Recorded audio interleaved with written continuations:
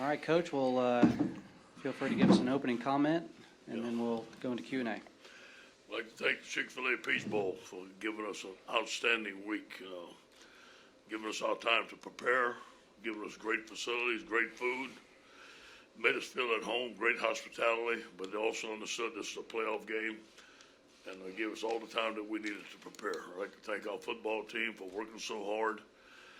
Also, Coach Ensminger. You know, there was a tragedy that happened in Coach Ensminger's family today. I was the one that had to tell Coach, and here's what I told him. I told him what happened, and here's what he said. Coach, we're going to get through this. And obviously he was distraught, but he called a great game today, so just goes to show you the integrity and the grit and character of the men on our football team. Really proud of these two young men on the side of me. They're great players, they're great teammates. What a tremendous job. I thought we played, for about 3 quarters, we played a complete game, and give Oklahoma credit. They have some great athletes. Coach Riley's a great coach, and they've had a lot of success. All right, thank you, Coach. All right, we'll open up questions. Raise your hand. We'll get you a microphone, please. All right, we'll start right here, second row. Larry Holder with The Athletic. Joe, describe kind of what you were thinking on when you did the scramble and you kind of made the heave to Terrace Marshall, and it was seemingly really similar to what you did here three weeks ago. I trust my guys. You know, I trust them enough to throw 50-50 balls up to them, and they're going to go make a play for me. So I got great people around me, and that's why we've been so successful. We have trust in each other. Okay, right here.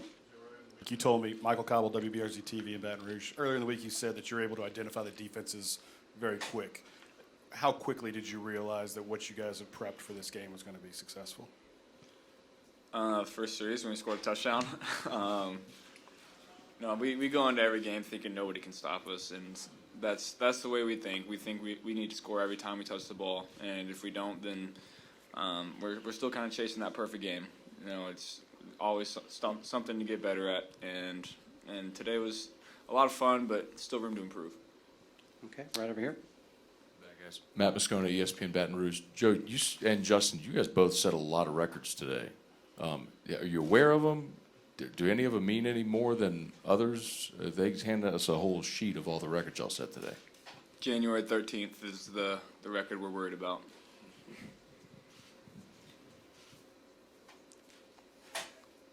Justin. Same.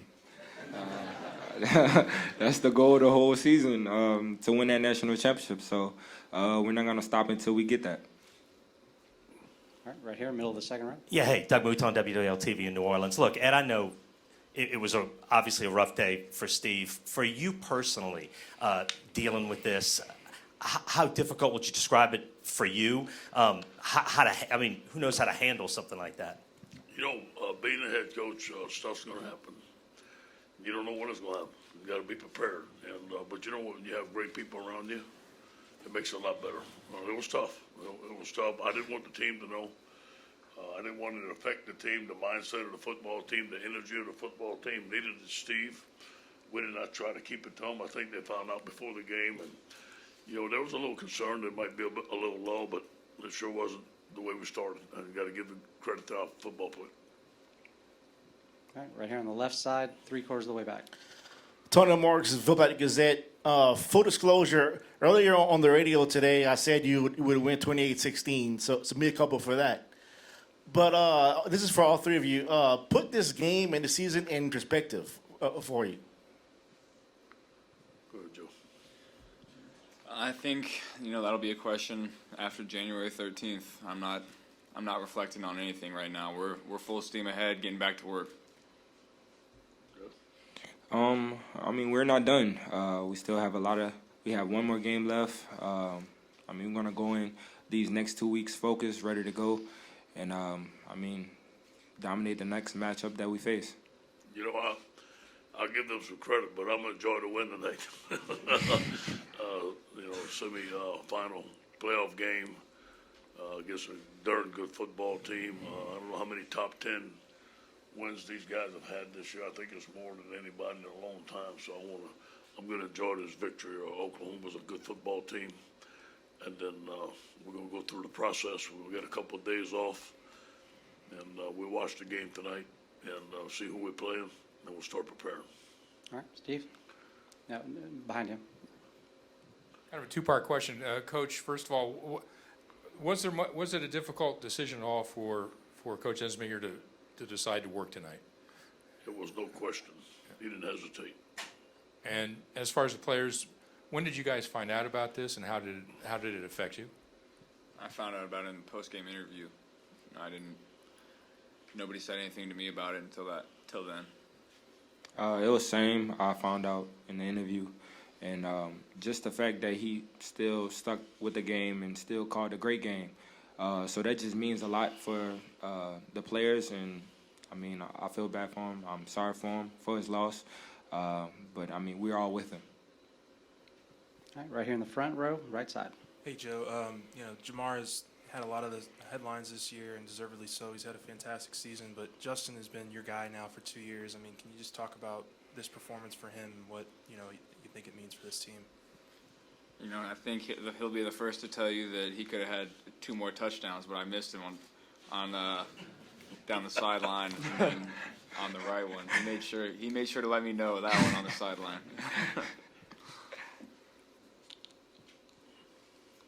All right, next question here, Jacques. Jacques Doucet, WAP-TV in Baton Rouge. Coach Orgeron, what was it about Chris Curry that enabled him to, play such a big role tonight?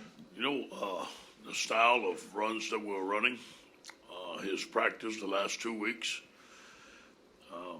Coaches came up to me today and said, Coach, we think that Chris Curry ought to be the first back end. Did y'all believe in him? Put him in, and he played well. So he's proved, Chris has come a long way, and he's proved on a daily basis to his teammates and to his coaches that he's worthy of the game that he played tonight.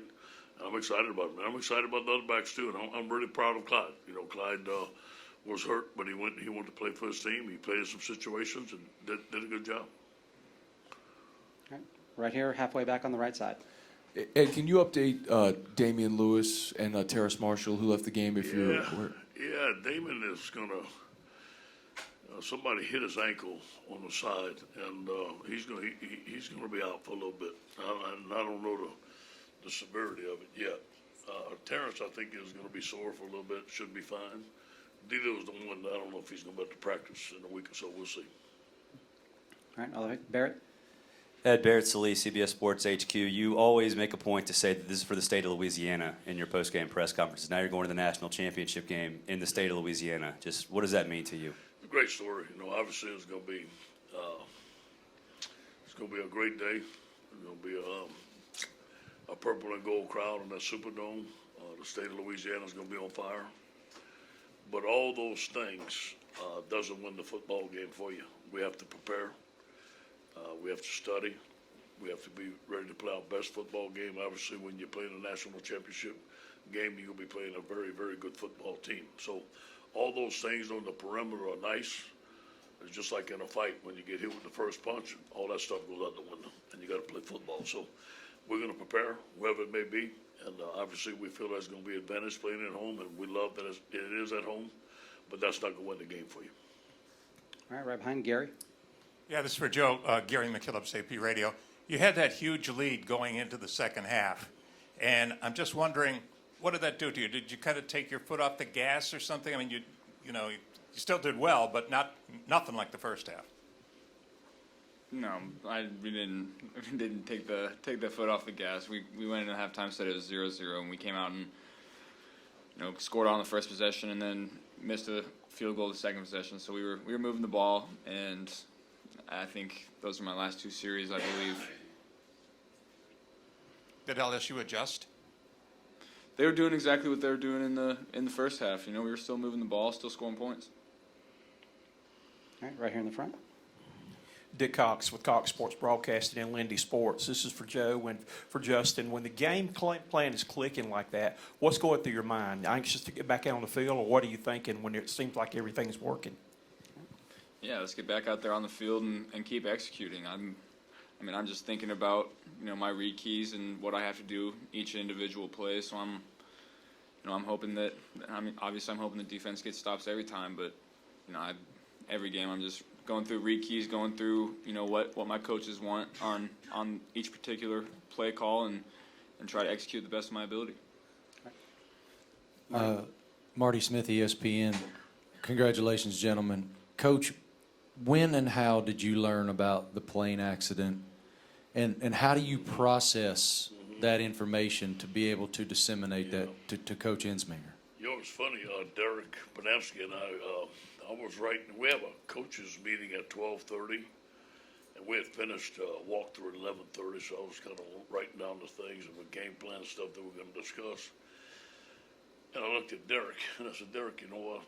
Thank God we've gone through the whole week without any incidents. Usually you go to a bowl, something happens.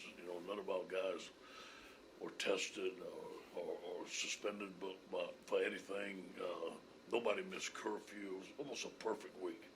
Then he got the text, and I had to go find Steve, and then I told him. It was about 12:30.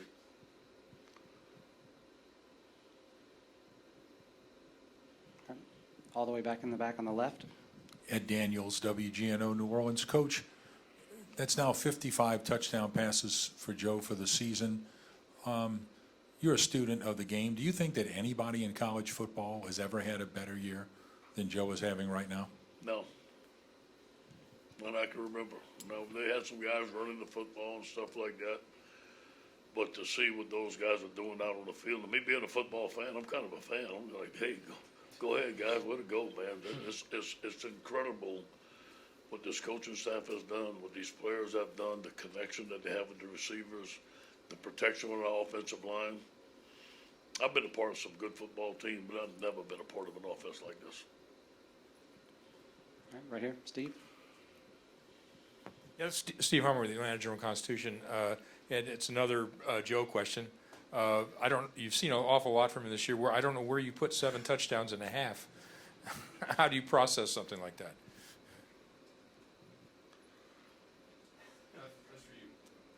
Me? I felt that we were going to do very, very well. And I felt against Oklahoma, in order for us to get ahead, we had to score every possession. I had the utmost respect for Jalen Hurts and CD Lamb. Not to think that we wasn't going to stop them, but I felt that we had to put the pedal to the metal and get a big lead, in which we did. So it doesn't surprise me that they did the things that they did, but it does surprise me they did it with the ease that they did. All right, right here on the aisle on the right side. It's for Justin and Joe. Justin, what is it like to be a part of this receiving corps and have the success and have a guy that can get you the ball the way Joe does? And then Joe, we talked about it a lot. You have options. You're able to go to plans, down the line.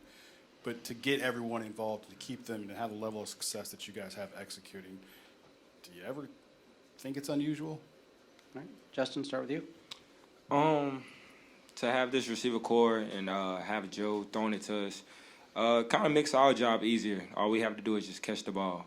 So just going to practice every day, just working with each other, just being competitive, just being our normal self, just being goofy, just laughing at all practice. That's what we do. So just not being really, so serious all the time, just being ourselves, and Joe just make our job easier. Yeah, I think it's nice to have a couple goofy guys when I'm so serious all the time. So they keep me, having fun on the football field. But I wouldn't say it's unusual. I would say it's special.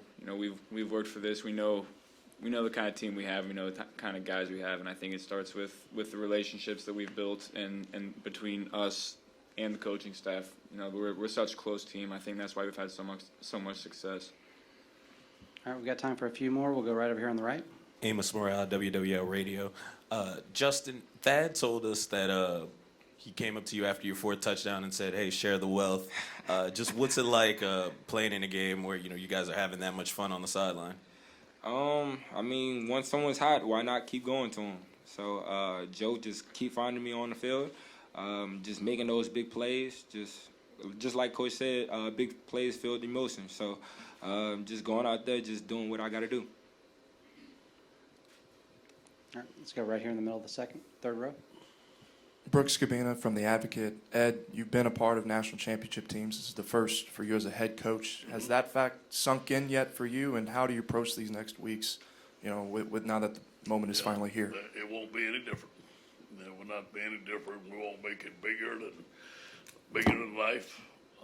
Obviously, we understand the magnitude of the football game, but we're going to focus on the task at hand, the fundamentals, getting better. We're an acing the football team. We're going to study on our game plan, and we're going to work just like we've been. We're going through the process with confidence. Yeah, right here. Back to Jacques. Coach Orgeron, did you know Carly at all? Did you ever interact with her? Sure. Did she? I mean, what are your memories All of? the time. Yeah. Knew her. We go to McNeese games. She interviewed me and Kelly. Saw her all the time.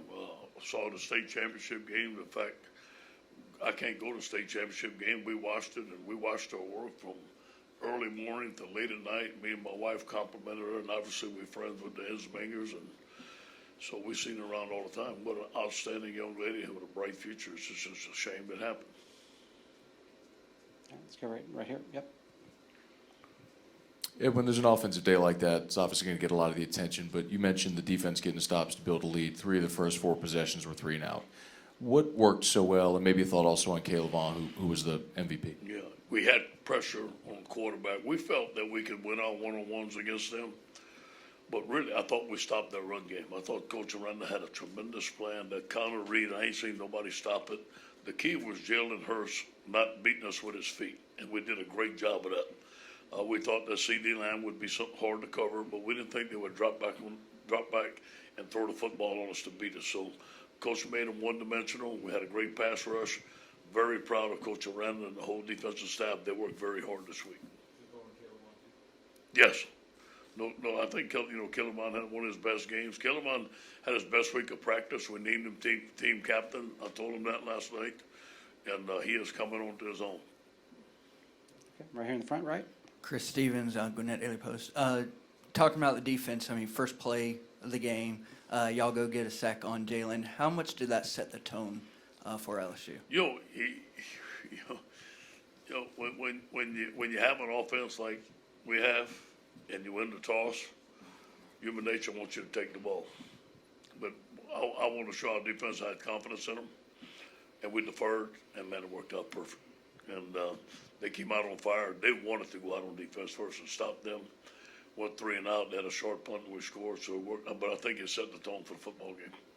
All right, we got time for 2 more. We're going to go all the way back on the left. Jay Black, WSB Radio. Joe, you had a performance tonight that very few have. What is it like to be in that kind of a rhythm? To be honest, it wasn't my sharpest game. And this guy was bailing me out on a couple of throws that I had missed, and guys like Terrace and Jamar were bailing me out on some misreads and being late with the football. So, I think I'm excited to get back to practice and kind of tune those things up. But that's kind of team we have. If someone doesn't have their best game, the other guys step up. All right, over here, far right side, halfway. Jim Trusby, Wall Street Journal. Joe, you were saying that you were still in search of the perfect game. In the late game right now, Ohio State has an early lead. Are you would that be a perfect ending for your college career? I'm excited to play in the national title game. All right, I think that's a good spot to end it. Gentlemen, thank you very much. Coach O, we've got a special presentation for you real quick. Oh, yeah.